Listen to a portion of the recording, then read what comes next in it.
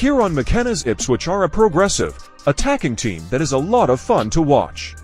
But this does not mean they are heavily possession-based. A cursory glance at their data in the championship this season sees them ranked just 10th for possession, 52.8%. However, they have scored the second most goals in the league and rank highly for chances created, progressive passes, and carries. Ipswich generally seeks to play out from the back before exploding into space with line-breaking passes and carries after breaking through the opposition's initial press. In doing this, they often utilize the artificial transitions beloved by a coach like Brighton's Roberto De Zerbi. Ipswich nominally line up in a fairly familiar looking 4-2-3-1. The previous management at Ipswich had used back for structures, but McKenna immediately flipped the team into a back three. A double pivot featured ahead of three center-backs in either a 3-4-1-2 or a 3-4-2-1 structure. This continued into his first full season in charge, until he reverted to a back four for the 2-0-2-2 at 23 League One run-in. His side went unbeaten in the final 19 games to seal promotion, playing almost all of these fixtures with a 4-3-1 structure. Whatever the backline adaptations, the double pivot remained paramount for McKenna. In the 2020-23 season, Ipswich had the most possession, most passes, and third lowest long ball count in the division. This short passing style saw the double pivot build through the thirds, passing into the opposition half. When operating with a back three, the double pivot would make more runs and movements across the pitch. Here they were ready to support the wing-backs, who were naturally more isolated compared to a full-back and winger pairing. The closer of the two pivots, supported by running slightly ahead of the ball, but still moved aggressively across the pitch, ideal for when the wing-back dropped to receive or faced aggressive pressure. The further of the two pivots then supported underneath, however.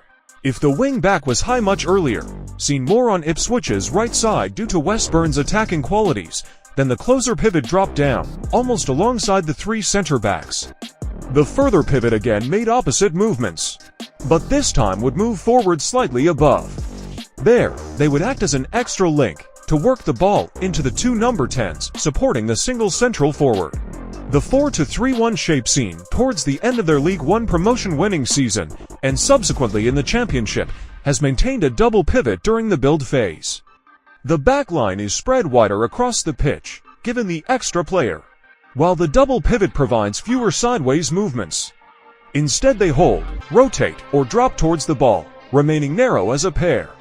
This gives options to bounce around, should the opposition press narrow and leave one of Ipswich's full-backs free.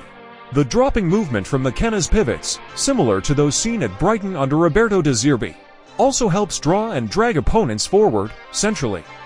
Players between the lines can then receive a splitting pass-through, or clipped pass-over. Unlike De Zerbi, McKenna looks for his number 10, usually Connor Chaplin, to widen and reposition to one side. Often, this is the same side as the ball. From here, the winger on the opposite side of the pitch narrows, almost acting as a temporary second number 10. This gives another passing option to play through or over an opposing press. Ipswich also then have an extra central player to defend the transition should they lose possession as they attempt to build from the back. McKenna's influence is palpable, with the team showcasing a blend of structured organization and creative freedom on the pitch. From the meticulous build-up play to the astute defensive transitions, Ipswich Town under McKenna's guidance is a team to be reckoned with.